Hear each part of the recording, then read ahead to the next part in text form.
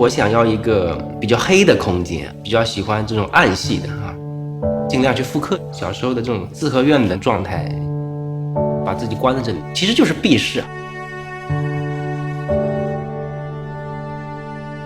这房子是在温州算西郊了吧？我买的毛坯房，顶楼装修差不多100万。很懒嘛，朋友都知道的，我几乎不出门，非常偏嘛成为我交际的一个门槛。聊得来的朋友不用我请，他们自己会来的。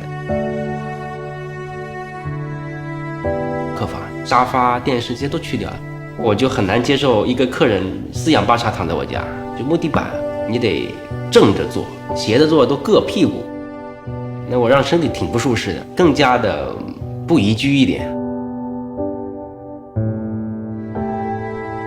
1楼呢，基本上是一个茶室，2楼呢，它有2个小露台，会闲适一点。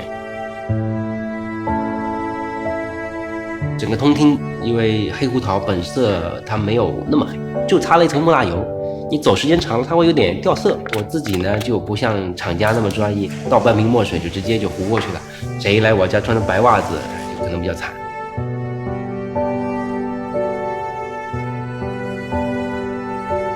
它对于空间的黑的要求特别高，墙的材质主要是硅藻泥，把它加黑了很多度。因为我们定制了50公分宽的地板，材质是黑胡桃的，不同的色阶才营造整个黑的氛围。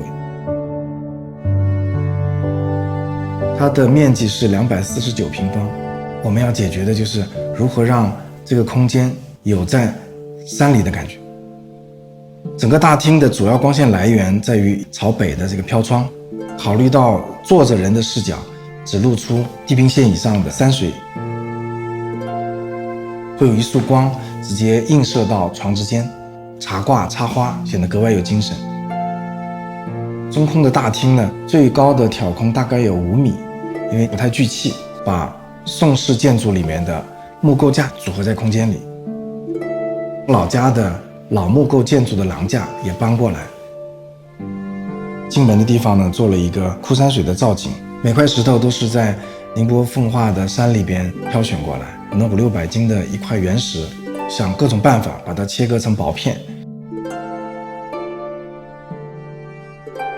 楼梯下方呢，做了一个通透的水井，找一些小的野鱼来把它放到这个水池里，傍晚的时候会出现一个很特别的光影效果。刨去睡觉吃饭的时间90%就在喝茶发呆里头度过。本职工作是教师嘛，画屏或者是我刻折子只能说业余爱好，700-800件应该有的。根据这个茶则本身的性格、材质、颜色，找一个我能够驾驭的题材，不太画稿子。中国没有茶挂这个概念，装饰性的。比较重要的几件藏品都是日本人的。一个是正厅的这一张是后小松天皇的，传说他是高僧一休的父亲，比较接近中国唐代的书法，是那个一休了。我买的时候22万吧，在日本的市场价格可能在60-70万人民币吧。我对茶馆的理解，它就是一盏灯，啪一下你就知道你状态要来了。回家打开门的一刹那，然后人就安静下来了。我就是随手插花，我可能从上班回来的途中，看到什么觉得合适，就薅回来了。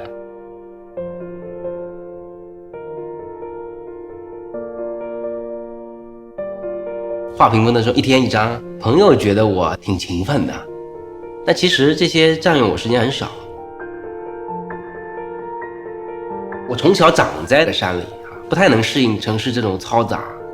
这个房子其实就是帮我回避了这种城市秩序。人生就那么几十年，我跟我自己一切的这种惰性去妥协，违背内心去获得一些物化的东西，我觉得这个很可耻。